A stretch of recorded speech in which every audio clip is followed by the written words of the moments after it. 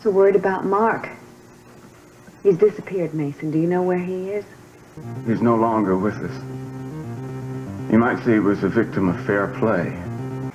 What did I tell you? It's the buzz. Do you ever get tired of being Cruz Castillo? Welcome to week 104 of Misha Dianne Watch Santa Barbara. Hello. Asking the age-old question, can a man wear a t-shirt he bought in 1992 in the Canary Islands? Episode 502. Originally aired Monday, July 21st, 1986. And we saw Wolf Muser again last night on Knots Landing. And then we saw someone from the future? No, we saw Peaches, Virginia Mayo on Burke's Law. Brandon is at camp, I forgot to mention last time. So, which is weird, because you'd think Brandon Call would have the summer off of school, and this would be the time when he would shine on Santa Barbara. Because we've been watching some old Dark Shadows, and it's also July 1970, and David and Hallie's storylines have actually ramped up as July approaches. Cruz finds Santana in Keith's apartment, as we saw last time, and as she is in no condition to drive, they leave her car there and take his home. I still think all these shenanigans with the new car mean something's going to happen, because they keep talking about her car. Yes, I feel that's true. Cruz tells Keith that Eden went missing from that warehouse, and Keith says that he had a man undercover there. El Blanco calls Keith to tell him that the van was busted by the police and only 4 pollos were being transported rather than 20, which annoys Keith. I guess that's not as much money for him. Santana tells Cruz she was asking Keith to do some fundraising for her plan to turn the old warehouse into a new youth center. Cruz says midnight at Keith's apartment might have not been the perfect place and time to do that. Cruz tells Santana that the reason Keith gave him for her being there is that she went there to return his wallet. Angrily, in the middle of the night, Santana returns to Keith's place, saying, "I can't believe you told my husband a different story about why I was here. He made me look like a liar." And then she accuses Keith of wanting Eden, and Keith says, "No, you're the only woman for me." So, she sure goes back a lot, as Keith said. Yeah, and really she's losing any ground she might have to be indignant about Eden kind of moving in on Cruz. The police return Eden to Cruz. Cruz is angry with Eden, which she is annoyed at because she thought she did some good undercover work. They report to Keith that Eden saw a man wearing snakeskin boots, but not his face. A little while later, Keith shows up with a guy who is not the El Blanco we know, who is wearing white snakeskin boots, and Keith tells Eden and Cruz that this is his undercover man, Juan. But his cover's probably been blown now, thanks to Eden. Keith pays off Juan and tells him to leave town immediately. And I think Cruz was a little skeptical about this. Of course, Eden can't contradict it because, as we've said, she didn't actually see El Blanco's face. But, I think I don't think this is going to throw Cruz off Keith's case at all. I think Cruz was a bit annoyed at Eden, blabbing so much because she revealed all these things, and he was like, "Well, now this is just giving Keith a chance to get an alibi, so this is not helping." Eden takes a cab back to the Orient Express. Keith arrives, and Eden declines having a drink with him. Gina sees Eden and tells her, "Wouldn't it be great if someone could prove that Santana and Keith were having an affair?" Eden seems to be uninterested in having Gina pursue this. It is another avenue to explore later down the road. Now, it's interesting. All of this, of course, is taking place very late in the night, very early in the morning. Yeah, because it's like Mason had shut down the Orient Express, and now it's up and running again. Yeah, and I think that's actually mentioned by one of the characters. Yeah, they're actually... Oh, yeah, that's true, because I was thinking, well, when do they close? So 1 or 2? And at one point someone says, we've got 40 minutes left or 20 minutes left before we're closing. So they're either going to close at 1 or 2, depending on how long all the other shenanigans took. Now, of course, we're used to this, having watched Dark Shadows for the last few years, because, of course, nearly all the action in that show takes place at night because their main character is a vampire. Mm-hmm. I don't know quite why this is following the same kind of timeline, but at least they're not showing a grandfather clock that says 2:40 a.m. all the time. Mm-hmm. Julia tells Cece they should call the police. Cece says he doesn't think Mason could have killed Mark. Julia finds Mason talking to Mary's ghostly head in the church. So we get to see Harley Kozak as Mary's ghost or hallucination. Either way. Yeah, but it was surprisingly not her just standing there in flowing robes, but just a giant head. Julia walks in, and Julia asks Mason where Mark is. And Mason says, he's no longer with us. You might say he's the victim of fair play. Mason calls Cruz over to the Capwell house to arrest him for murdering Mark. He hands Cruz the gun and takes them to the roof of the Capwell Hotel. And he spends the whole episode spouting things similar to that victim of fair play line about how he's done in Mark. So when they get to the roof, we see a tarp lying there, and Mason says, "Behold the victim!" And he pulls away the tarp to reveal the cardboard cutout of Mason that we've seen in recent weeks.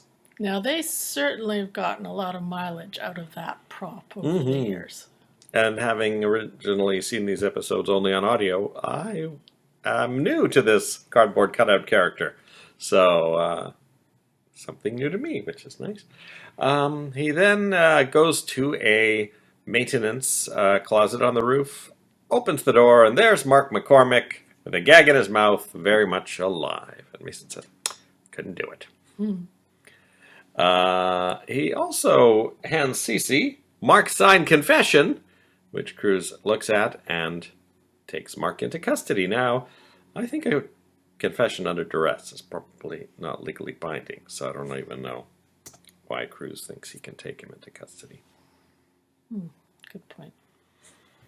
But what do you think? Will we see Mark McCormick for very much longer? I feel like his storyline is wrapping up with Mary gone. Mm-hmm.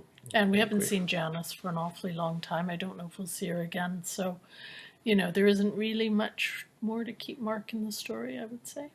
I guess everything that started with Christy Duval last year has now come to an end, and Capwells will have to find another family to be tortured by and to torture and to kill off half their family members. Well, they've already done that with the Hartleys. Gina tells Lionel she couldn't find out any dirt on Eden. Or not really dirt, but she was trying to find out why Eden came back from Europe so suddenly and what she did there. So I think Lionel will have to find this out another way. But I'm intrigued if there's another little mystery. Maybe some character will be dug up that will show up. Augusta says, I can't stand Gina. Or Eden, for that matter. Augusta tells Lionel that he's no better than Cece if he uses Cece's children for revenge.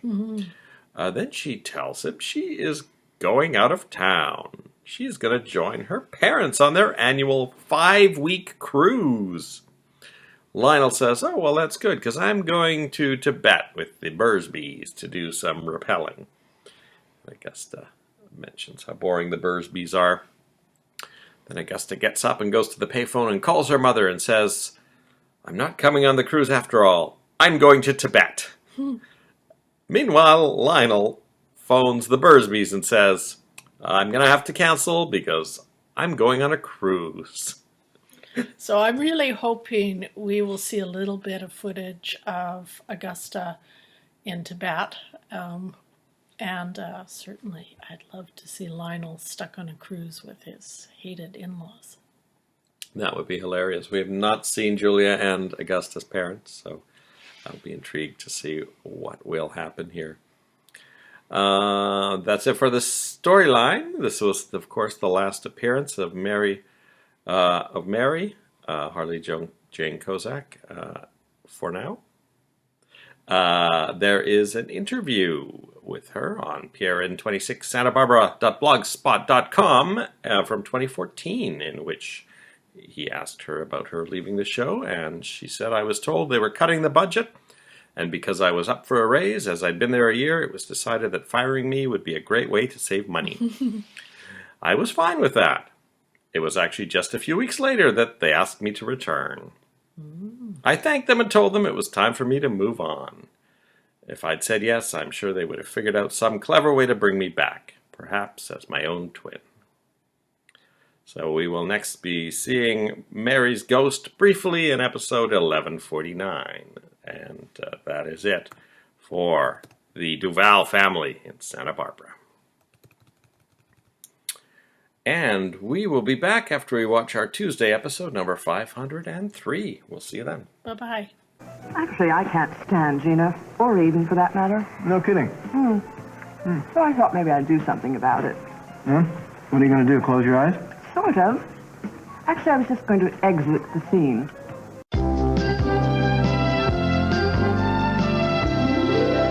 Welcome back. Hello. We finished episode 503 of Santa Barbara, which originally aired Tuesday, July 22nd, 1986. We've only got a few days left before the end of year 2. Mm-hmm. And we watched a great movie on Saturday called Killer Clowns from Outer Space on Svengoolie. And it starred as the number 3 lead, Warren Lockridge himself, John Ellen Nelson. And he had a pretty good role in that. And some good lines. Yeah, he was actually in the entire movie and was the hero who saved the day. And it was actually quite a big role for him. I think we probably saw more of him in that movie than we saw certainly in the last third of his run on Santa Barbara. Mm-hmm. And then, to our surprise, we were watching an episode of Tightrope from November 17th, 1959, which was a kinescope. And so, as they often are, very washed out. And we realized one of the characters was Paul Burke, which I think is the earliest appearance of him that we've ever seen. C.C. Capwell number, I'm going to say 3. And he had a very groovy-looking hairdo as well. Yeah, I guess this is maybe before he did Naked City. I was trying to sort out 59. when that would be. Must have been close. I mean, we did see him, we watched Valley of the Dolls, and of course he has a starring role of that, and that was 1967, so that would have been, I think it was 67, so that would have been, quite a bit removed from this one, so. Mm-hmm. Back in Santa Barbara, Courtney produces 2 tickets to Boston, but Pearl says he's going back to the asylum. Courtney says she loves Pearl, and Pearl is unable to respond in kind. He says Kelly needs him, and Courtney, of course, gets her hackles up at the thought of that, and he says, and the others do too. So I think maybe your theory that maybe Pearl was interested in Kelly might be true, and at the expense of his relationship with Courtney. Yeah, I think we really get a sense that, I kind of get a sense of impending tragedy for this, because we keep seeing Pearl being offered all of these opportunities to step away from this. And Courtney has certainly offered, I think, very convincing arguments that he would actually do all of the inmates much more good outside at this point. Mm-hmm. But I think he really is obsessed with Kelly, and so I think this could lead to some potentially tragic results. We've talked about, electroshock therapy, and certainly, as we were talking about the movie One Flew Over the Cuckoo's Nest, which ends in the main character getting a lobotomy.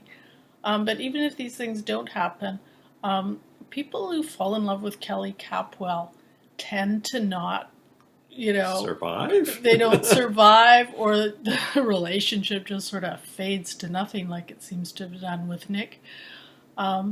So yeah, it's not really a great omen, I think, that he's going back in for Kelly's sake. Mm-hmm. Gina brings Mason some chocolate chip cookies, and she puts them on Cece's tab. She apparently dragged him into a room at the Capwell Hotel the previous night and slept, I think she said, on the couch. Cece arrives and is annoyed to find Gina in a room with Mason in his hotel. Mason sends her out to go check his messages, and as Gina walks towards the elevator, a mysterious woman in white who has been hiding around the corner follows Gina to the elevator. We only see this woman from the waist down. Cece tells Mason that Mark confessed everything, so we were worried that confession under duress was worthless, but he's done a real confession. Sounds like they're quickly ushering him off the canvas. Yep. Cece says he wants Theta to have the $2 million, but wants Mason to drop the other charges. And then Cece invites Mason to move back into the mansion. Of course, Mason assumes it's to make him drop the $25 million lawsuit, which he says he is not going to do. But he gives Mason the key to the mansion anyway and promises Mason that he will never kick him out again. Cece then shows Mason a stained glass window he purchased for Mary, which will be dedicated at the church later today. When Mason leaves, the woman in white is hiding around the corner once again and follows him to the elevator. Augusta tells Julia she's off to Tibet. I think maybe Julia will figure out what's going on, but before it's too late to stop either Lionel or Augusta from going to the wrong country. It'll be really fun to see this play out and see which character has the worst vacation. Julia suggests Augusta call off the divorce, but Augusta says she's finding it romantic. Sophia tells Brick she's dating Cece. Cece tells Brick he's asked Sophia to marry him, and he wants Brick to be an adjunct to the family. Brick says that I know you'd like to strip Lionel of another son, but being a weekend Capwell has no appeal to me. At least we've seen Brick. I think he was only in those two scenes. One with Sophia and one with Cece, but nice to see Brick again. Don't know what's going on at that casino. Yeah, I mean, we were so sure that something was going to happen to that casino when Dylan was building it. Yeah. It just seemed like such a shoddy, crummy idea, and we know it's been losing money, although Brick is very talented. Maybe he's turned it around, but we haven't heard much about it. No, I guess Amy's still working at Buzz's. We haven't seen Buzz's itself for a while, except while it was under repair, right? When the people from the state hospital were using it. So I guess Amy's at home with Minx every day, and presumably her mom. I guess, and Jade is off somewhere. Ted and Haley wake up late after their night together. They are having to go to the church for the dedication of Mary's stained glass window. And somehow Ted and Cece get in an argument almost immediately, and he tells Cece he better get used to Haley when she becomes part of the family, which kind of shocks Haley.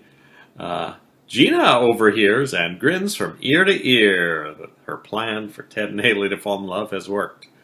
Cece says to Sophia he's going to be stuck with that millstone around his neck for the rest of his life. I'll get a squad of detectives to check her out. Then he spots Gina and says, speaking of millstones, what are you doing here? Haley is annoyed that Ted told Cece they were getting married when he hasn't even asked her. She says he's so privileged he can just say anything he wants and nothing will ever happen to him. She says she wouldn't marry him just so that he could win an argument with Cece. Gina arrives and warns Haley that Cece has hired a bunch of detectives. She'd better hop on a jet to Las Vegas and marry Ted tonight.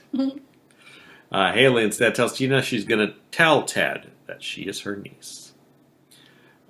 Haley apologizes to Ted for insulting him, and he says that he had been thinking about marrying her for a while, and they end up making up. And Haley says that before they mention marriage again, though, she wants to tell him something.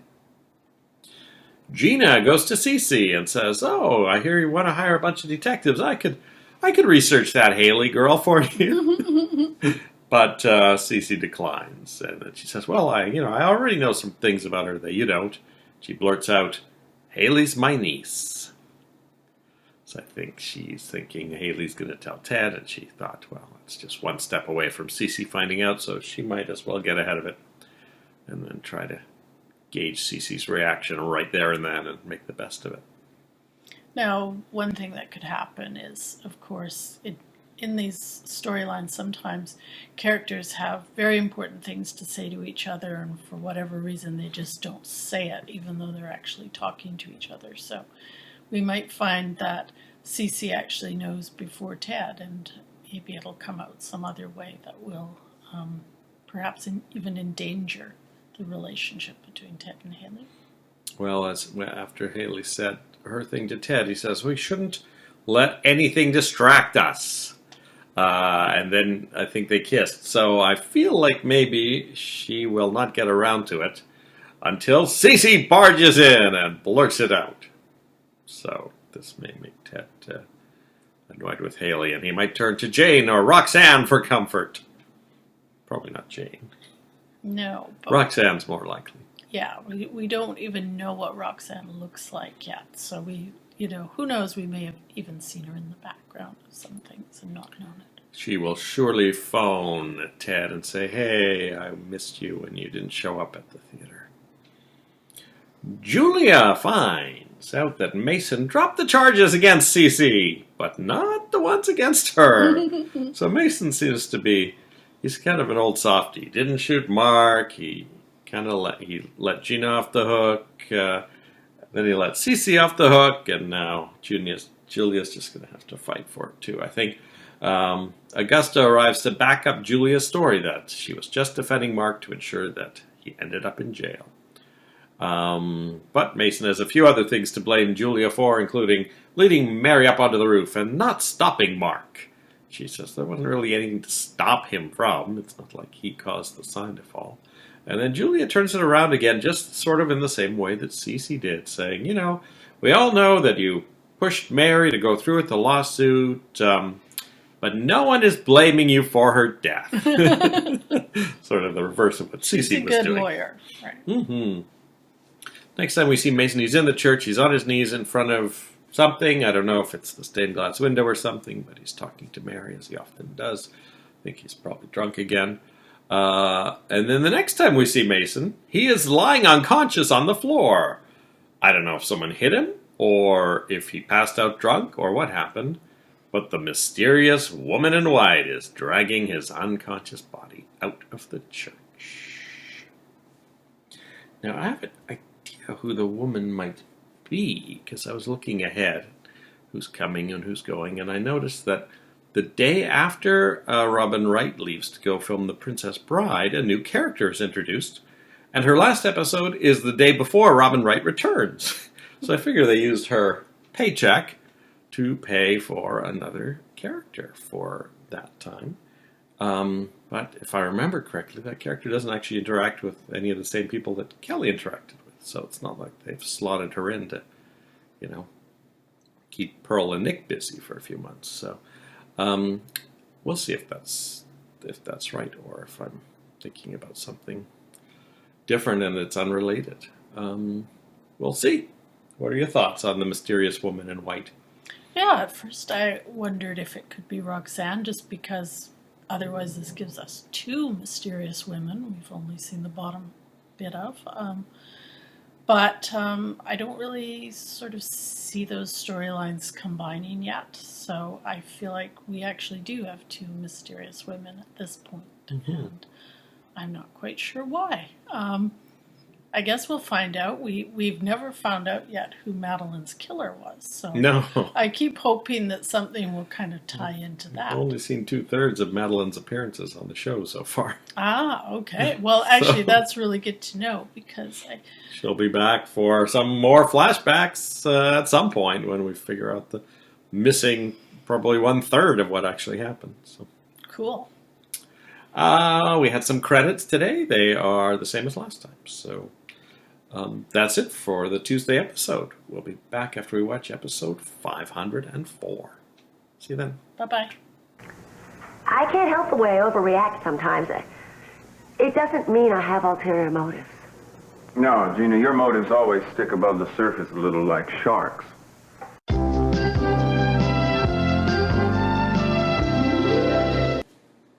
Welcome back. Hello. We finished episode 504 of Santa Barbara, which originally aired Wednesday, July 23rd, 1986.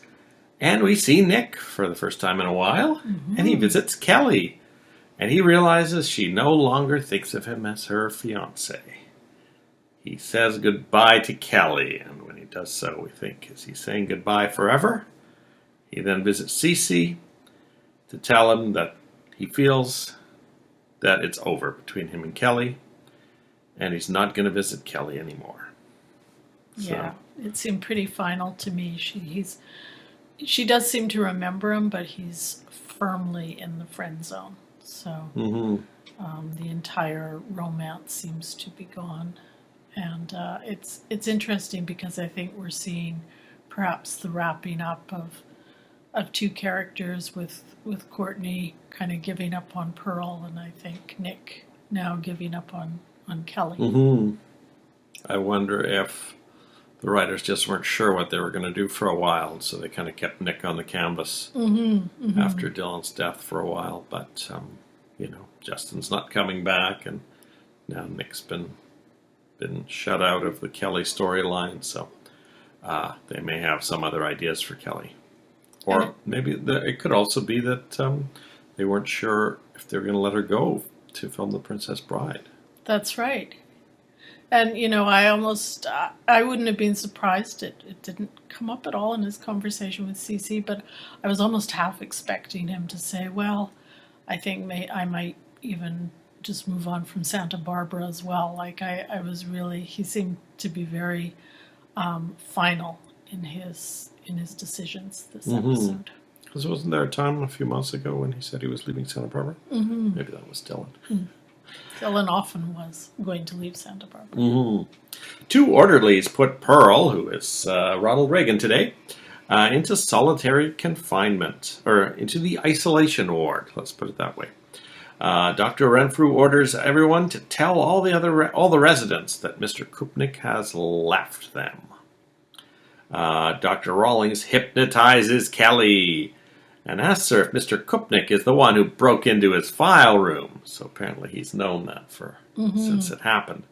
And then he asks Kelly to reveal everything she knows about Mr. Kupnik.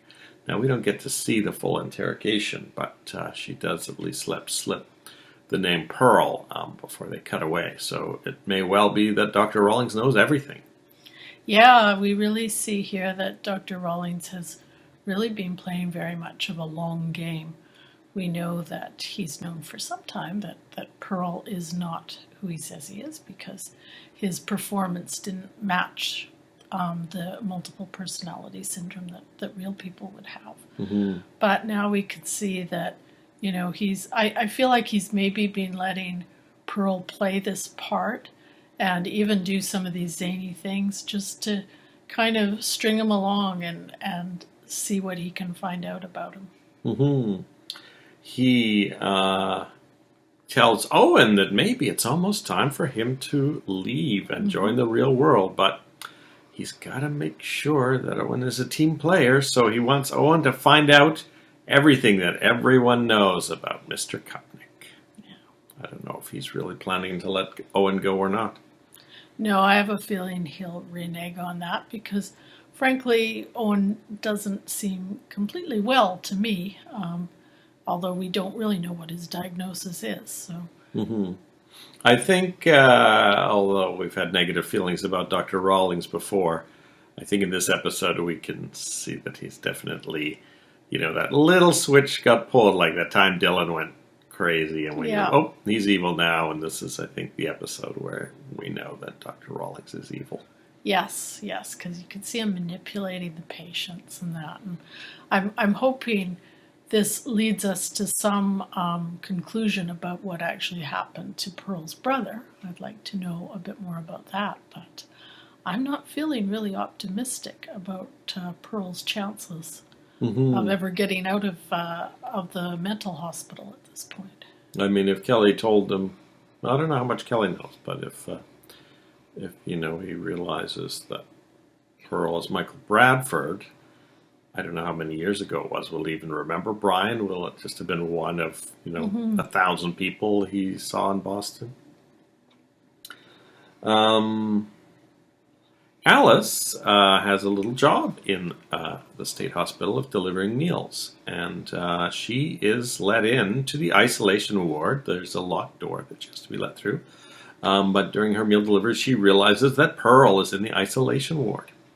And the next time we see her delivering a meal, she is sneaking Kelly in under the trolley, under the, tablecloth on the trolley. So, yes, this is definitely going into the adventures of Kelly and Pearl territory now, because clearly they're both in it together here at this point. Yeah, well, as we say, we've taken Courtney and Nick basically off the table at this point. And yeah, they're on their own inside. I'm not entirely convinced that Kelly's just managed to do this. I would not be surprised if Dr. Rawlings knows that some of the patients might be visiting Pearl. I mean, why would he keep the stream of information from, with Pearl in solitary confinement, apparently no one can talk to him, but if people could talk to him, they would have word to tell Dr. Rawlings if he puts them under hypnosis. So. I think his plan was to let everyone think that he left so that they'd be more likely to spill the beans, in anger. Mm-hmm. Haley tells Jane that she and Ted are engaged. Gina tells Cece that Haley is her niece. And as you can imagine, it doesn't go over well with Cece. He accuses Haley and Gina of working together to spy and to take advantage of Ted. Gina tells them that he's wrong about Haley, but of course he doesn't listen. He finds Jane, who he completely fails to recognize, and lets her know that Haley is Gina's niece, and then has to set Jane straight a little bit on the fact that Gina is not really Mrs. Capwell. I've been seeing her cookies all over the place. Jane smiles as Cece leaves, and the next thing you know, Jane shows up at the radio station and accidentally tells Ted that Haley is Gina's niece. Ted tracks down Gina first, who confirms it, and then when he finally gets together with Haley again, he is very angry for her to have lied to him for all this time, and he storms out. So we see Haley sad on her bed in her final scene. Yeah. Now, none of this would have had any power over the relationship, of course, if Haley had just told, Tad. I was going to say Todd. Tad, when she first wanted to. Mm-hmm. So. Well, she should have told Ted, you told me you didn't care who my ancestors were. You literally told me that this morning. Yeah. But yeah, I think I can see the point of this is to drive Ted into the arms of Roxanne. So we'll be seeing her again soon, I imagine. And hopefully at some point we'll see her above the neck. Well, if she goes on a date with Ted, well, presumably they won't hide her face from the audience if Ted can see her. Santana takes some crack and tells Keith she regrets last night. Keith wonders why she takes so many allergy pills and tells her she better not have any drinks at the same time. So a lot of people are noticing Santana's, pill consumption. He invites her to come over tonight, as usual. Santana largely declines. Gina, realizing that Mason has abandoned the presidential suite of the Capwell Hotel, retrieves the key and gives it to Keith and says, this is paid for the night. Maybe you and Santana might like to use it. And she says it's much better than on the beach, or, she names the other place where she spied on them, and Keith realizes that she has been spying on them for quite some time. Keith convinces Santana to spend one last night with him in the presidential suite. She says this is the last time. Of course, neither of them is aware that in the linen closet, Gina is filming the whole thing. Now, it must be said that Keith is a bit suspicious of Gina. And I was actually almost a bit surprised that he did just take her up on it without actually doing a little bit of research or something as to why she would offer him this. Well, he did say to her, I pretty much think you just want your son back. And maybe that was enough for him as a motive, and he didn't think that it might actually be deeper. Well, it is the same motive, but not realizing that she's got a plan. But we see Peter Flint's renovations to that room are definitely paying off in spades throughout all of these plot lines.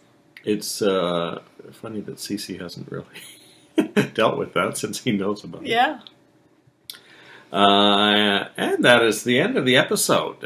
We had the copy that we heard had the NBC announcer mentioning the Wednesday night lineup, and I didn't really note any of them except You Again, which I can't remember at all, and the 50th anniversary of St. Eligius on St. Elsewhere, which we watch every Wednesday, but we are several years behind still.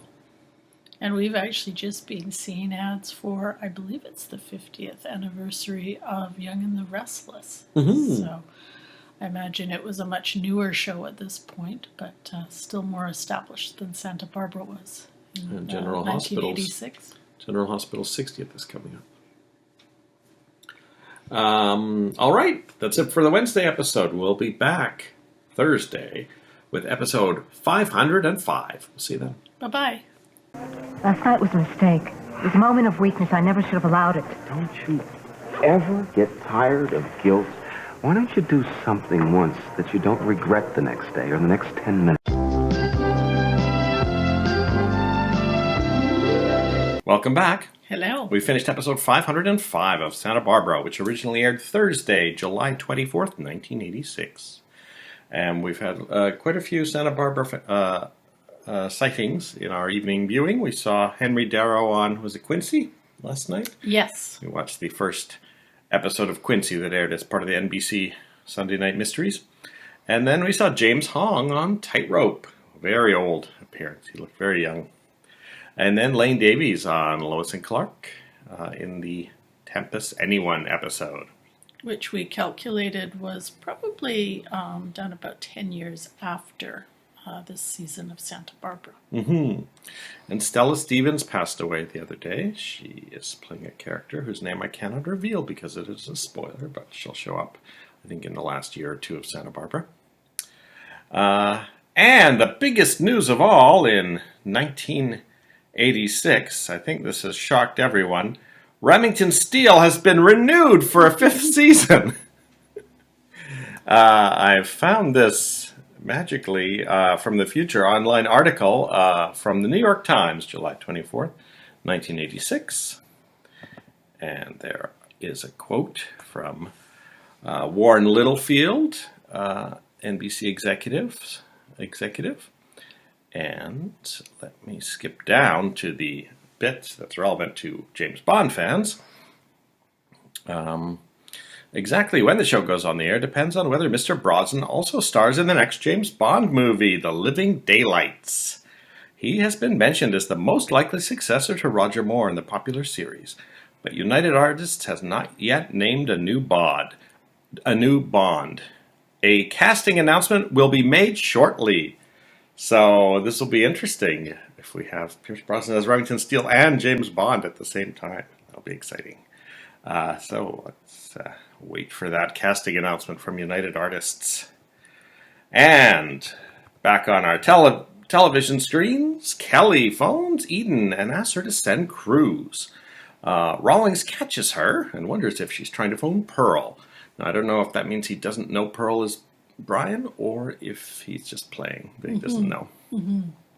Kelly tells Alice that Cruz can get Pearl out. Pearl tells her, no, I came back on my own to help you. And Kelly just goes, oh, that's sweet. But we are seeing I felt in this a little glimmer of the old Kelly, because I don't think she would want Pearl there any more than anyone else does. Santana wakes up with Keith and wonders what she's going to tell Cruz. Cruz finds Santana is not home when he wakes up in the morning. Paul arrives and says, oh, Santana's car is not outside. Eden shows up to tell Cruz about Kelly's phone call. And Santana comes home while all these people are standing in her living room. But no time to discuss Santana's early morning arrival because Cruz and Paul need to get to work, and they take Eden with them. When Eden and Cruz get to the hospital, Kelly says she doesn't remember calling Eden. So she must have been drugged again. Yep, the info that Pearl is in there has not gotten out to anyone. And Eden says she doesn't trust Rawlings. We've got several members of the Capwell family not trusting Rollins, but then, of course, the thought comes, well, if she wasn't here, she'd be on trial for murder, and she wonders what Keith will charge Kelly with, and Cruz says it will be second-degree murder at least. Yeah. And I should say Cruz looks skeptical this whole time as well, as he has throughout whenever he's dealt with Dr. Rawlings, but what can they do? And then, while there's a pause in the conversation, Eden decides it's a good idea to say, was Santana out all night? Cruz leaves with the room without answering. Paul takes the opportunity to visit Alice, who he remembers from the raid on the prop warehouse. And he's the one who brought her in. So this is interesting because I had, just in the back of my head, I had thought that Paul was Alice's brother when he was first introduced, especially since the actor's name is Jackson, and Alice's last name is going to be revealed to be Jackson. But maybe I was remembering these interactions with them. So maybe, I don't know, maybe if she ever gets out, they'll start dating. Yeah, that would be nice. She is frightened of his badge, so this may, be something to do with her past or how she ended up there. He's brought her a book of poetry, which she reads from aloud, and Kelly says, oh, she's never said that many words in a row before. And Paul sees Pearl, but can't quite figure out why he looks familiar. So I think with Courtney out of town, it's going to be Paul who suddenly twigs, oh, you know what? Your friend Pearl is in that institution, Cruz. And they'll race there just in the nick of time, or not.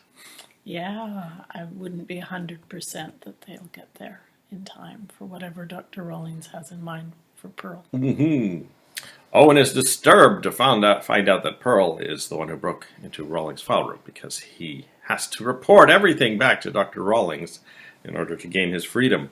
And he reports it to Rawlings, and also that Pearl has a brother, Brian, and that Pearl is from Boston. And it doesn't take too long for Dr. Rawlings to get an idea in his head. He goes into his file room, pulls out Brian Bradford's file, and sees it is now empty. So he now knows for sure that Pearl is Michael Baldwin Bradford III. He arranges for Pearl to overhear that a shipment of his files from Boston is coming in tonight. And when Pearl breaks in that night, Rawlings grabs a very heavy-looking item off his desk and smashes Pearl over the head with it, knocking him unconscious. And then Rawlings calls security, says, Mr. Kupnick has turned violent. So I think Pearl may be in restraints in the very near future and isolated and possibly undergoing treatment for his violent tendencies, which is sort of what we kind of thought this was all leading to. It's Chekhov's psychiatrist. Got a psychiatrist in a soap opera. He's got to end up going crazy at some point.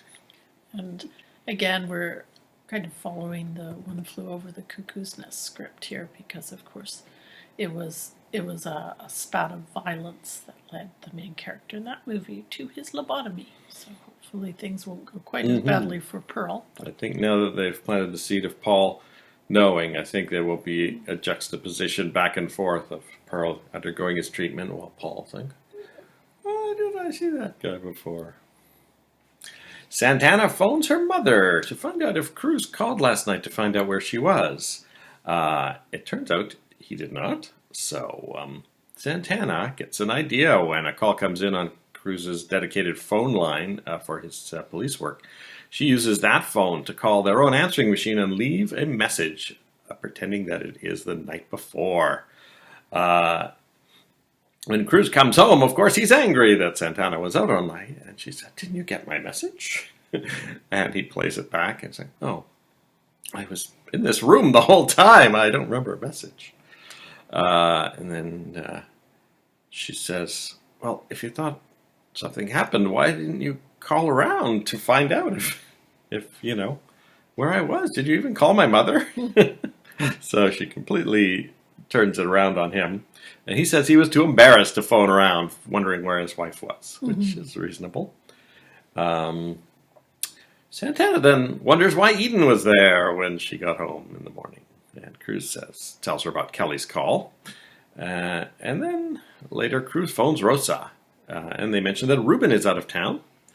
But he can't bring himself to ask if Santana really did sleep over there last night. He just, changes the conversation and doesn't ask her.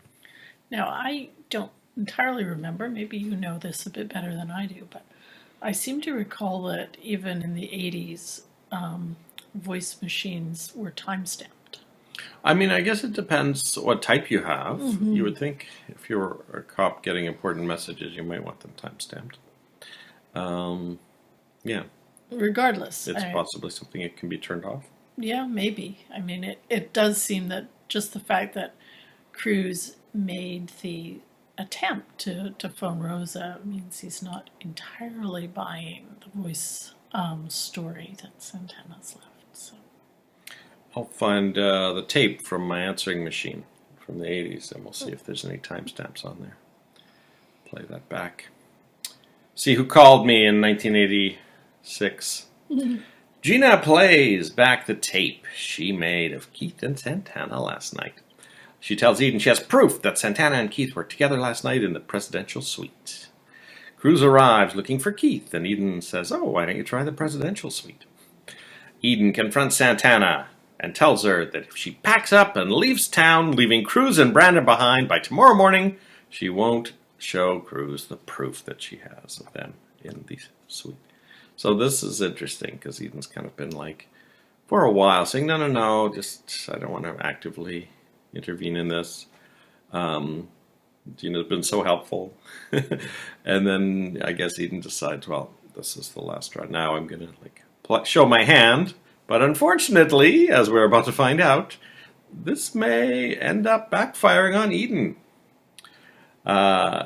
Gina teases Keith about last night and quotes some of the words that he said to Santana, making him realize that the suite was bugged. He says, "Oh, wiretaps are illegal." Then Keith runs to the presidential suite, and we see him unscrewing the phone looking for a bug, which is a logical thing to do. Cruz arrives and coincidentally asks him if he could look into the paperwork surrounding the surveillance of the presidential suite the night that Kelly and Dylan were in it.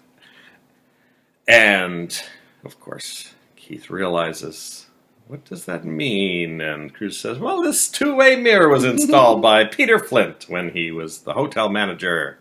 And it all comes together for Keith. I guess Gina has an apartment. it seems like it, yeah.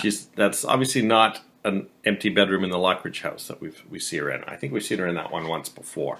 I guess it makes sense with the money she got from Lionel that she could afford some rent. Yeah, it doesn't seem to be Kelly's old apartment either. So. No, it's very white decorated, but cheaper, not like Sophia's or Mason's. Gina puts in the tape to show Eden, and it's a cartoon. She realizes that Keith has broken in and switched the tapes. Now, it's interesting. Eden's kind of neutral at this point. She doesn't accuse Santana of lying. I think she believes... Sorry, she doesn't accuse Gina of lying about it. I think she believes it, really believes Gina's story, especially with the break-in because the window latch was undone or whatever. She doesn't really, one way or the other, either get angry or support Gina. But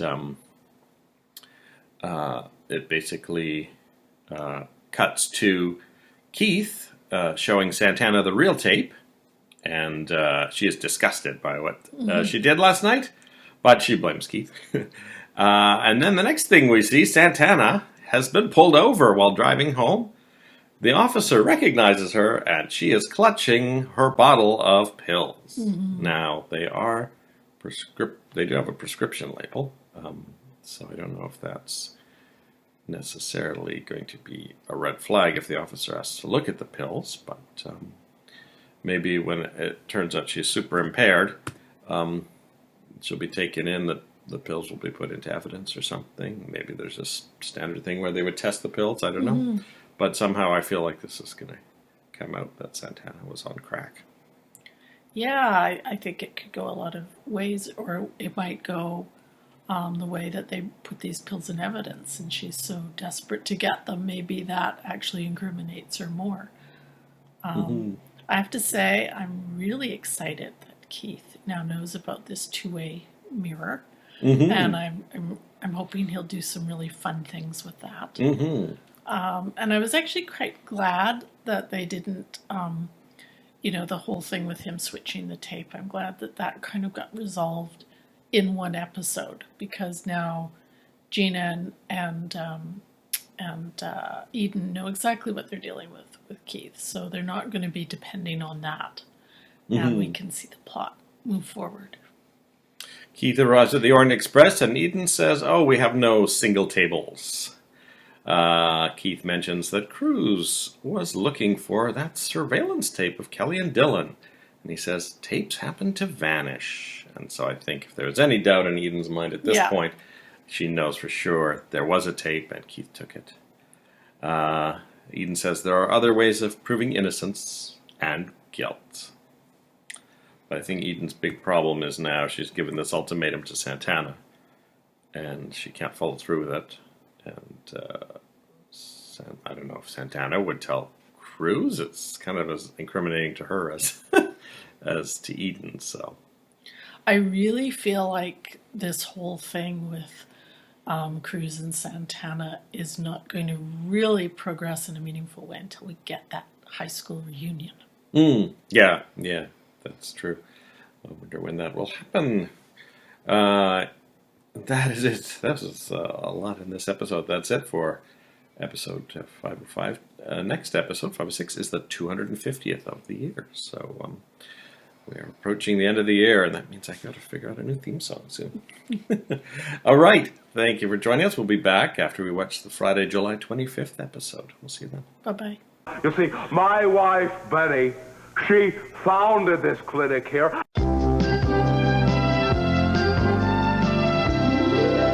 I'm offering you a way out of a loveless marriage. By offering me another one? Welcome back. Hello. We have finished episode 506 of Santa Barbara. Originally aired Friday, July 25th, 1986, so we're closing out week 104. Cece tells Ted that Haley probably cared for him, which is a bit of a surprise turn from Cece, but it's good they broke up because of their different backgrounds.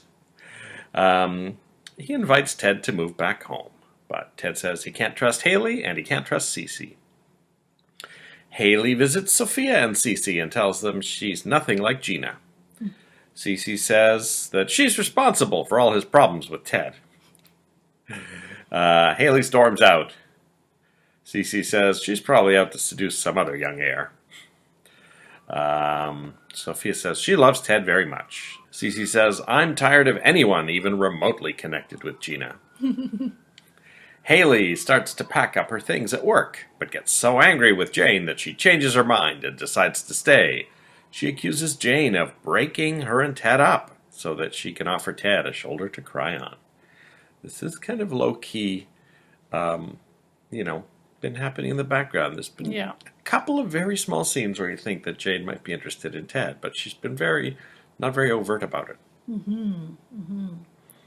I think we'll be seeing a very nice opening for Roxanne, though. Haley pops by Gina's to blame her for telling Jane. And, of course, Gina says, well, Cece was about to hire a detective. It wasn't going to, stay a secret for very long. Then Ted stops by and gets angry with both of them. Jane offers to bring Ted some coffee.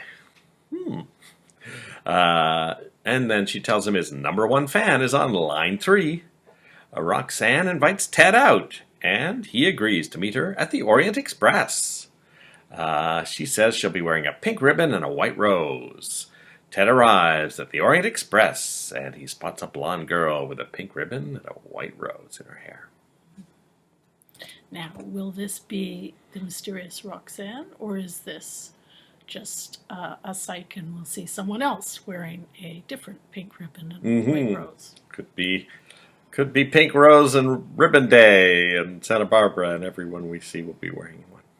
But I do like the point you made that, the giving into the patriarchy thing did seem to completely fade away when Jane brings Ted a coffee. And Ted makes a little comment about it. Cece prepares dinner for Sophia. Eden stops by to say hi, and Cece warns her to drive carefully because the fog is coming in thick. Right away I said to Diane, someone's going to get into a car accident. And we've been waiting for something to happen with that brand new car that Santana has. So we figure something's happening. Now, we did experience the fog in Santa Barbara because we ended up stuck for a day in Santa Barbara when we weren't expecting it. And a friend of the family from Ventura was telling us she was going on a trip, and we said, oh, are you flying out of Santa Barbara? She goes, no, you never fly out of Santa Barbara. I'm going to L.A. Too late. And it sounds lovely to be stranded in Santa Barbara for an extra day, but it is not if all the hotel rooms are booked. Yes, the only room in town was at the, is it called Baccara Resort, which was $666 a night. So we found it difficult to enjoy our basically 9 hours there, because by the time we checked in, having looked for a cheaper place, it was 10 p.m., and we had to get back to the airport like at 7 or 8 or something the next morning. So it's not like we were able to enjoy more than a walk, although I did guzzle that free bottle of wine they gave us. Yeah, you got a good head for liquor, luckily. And also, not a great experience if you both have a cold, which is why we didn't stay in the airport. True. Yeah, because we did talk about staying in the airport to save money when we found out it was so expensive. But yeah, you were really sick, I seem to recall. Sophia and Cece reminisce about the first time Cece proposed in the gazebo. And Sophia reminisces several times during this episode. At one point she has a voiceover memory of the kids playing, and we hear young voice actors voicing, I think, Ted and Channing, Eden and Kelly. So I don't think we'll ever know who those actors were unless someone volunteers that, because that does not appear on IMDb. Santana throws her pills in the garbage and falls asleep on the couch. A day goes by. Cruz wakes her up just before dinner, shocked that she spent the whole day lying there on the couch. She sends him on ahead with Brandon. Eden arrives to help Santana pack because she's still going through with her ultimatum that Santana has to leave Cruz today. She begs Eden for one more chance to make Cruz happy, and Eden agrees as long as Santana never sees Keith again. Santana agrees and retrieves her pills from the garbage. Gina pops by to say how great she and Keith were together on that video she saw, and takes the opportunity to swap out what looks like a new bottle of Santana's allergy pills with more crack. Gina has a fantasy of being married to Cruz, which is quite hilarious. Brandon, still played by Brandon Call, is a financial whiz, and Santana is their maid.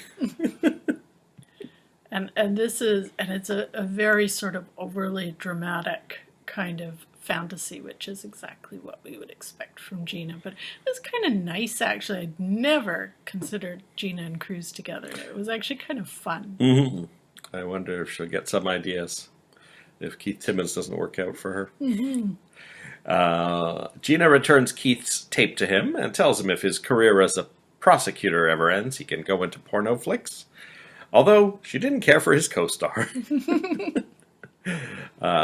Gina suggests everyone will be happy if Cruz and Santana break up. But she says, Eden's going to have to catch you in the act.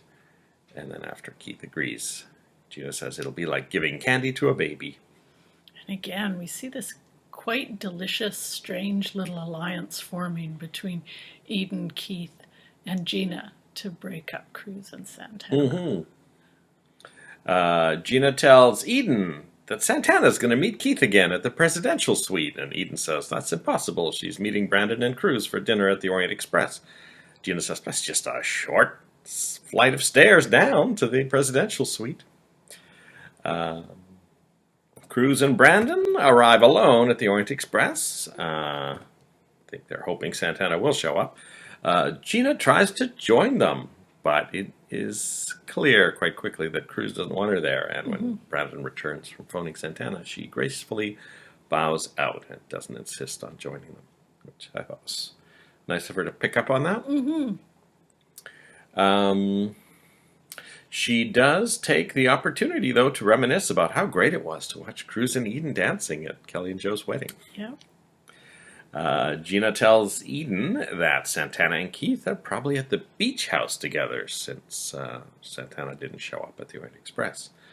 So Eden drives down to the beach and ends up on the beach bar and reminisces at the jukebox about that dance with Cruz last week. Then decides just to hang around in the fog as the foghorns go off. She starts wandering around the beach and beach-adjacent roads, perhaps. We are already sensing that she may be involved in this car accident in the fog.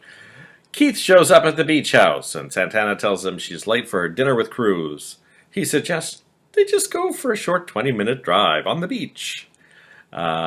Keith asks Santana to marry him during this drive, but he regrets his choice to let Santana drive as she speeds along the road, high on crack.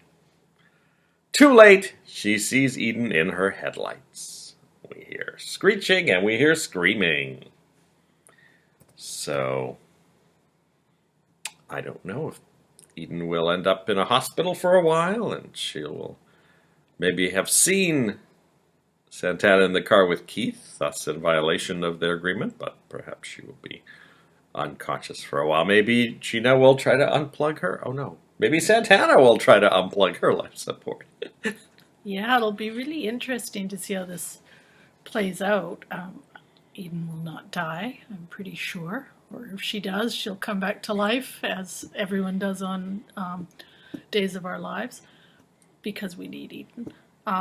But it'll be really interesting to see how it plays out. If Santana hits her, if she ends up in hospital, if Eden knows who hits her, how much damage will be to the car. That'll be a telling feature.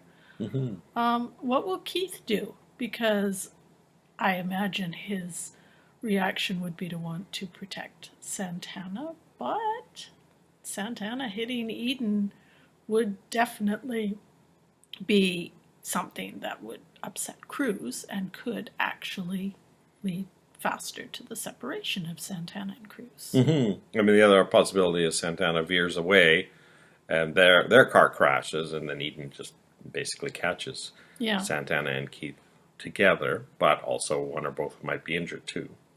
So that could delay the ramifications of them being together. So there's many ways it could go. We have to see how serious this is. It's a Good Friday cliffhanger. And our NBC announcer talked about Miami Vice and Stingray, which Diane didn't remember at all. And that is it for week 104. Sorry.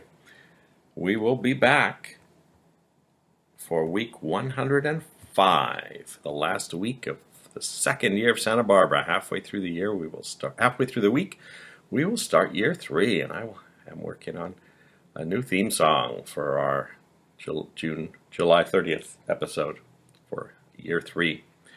So we'll see you then after we watch episode 507. Bye. Bye-bye. I have just about had it with anybody even remotely connected with Gina.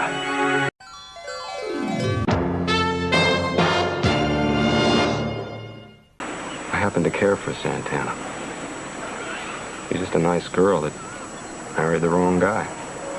Well, that's the most important reason to go through with our plan. So we can help her out. It'll be like giving candy to a baby.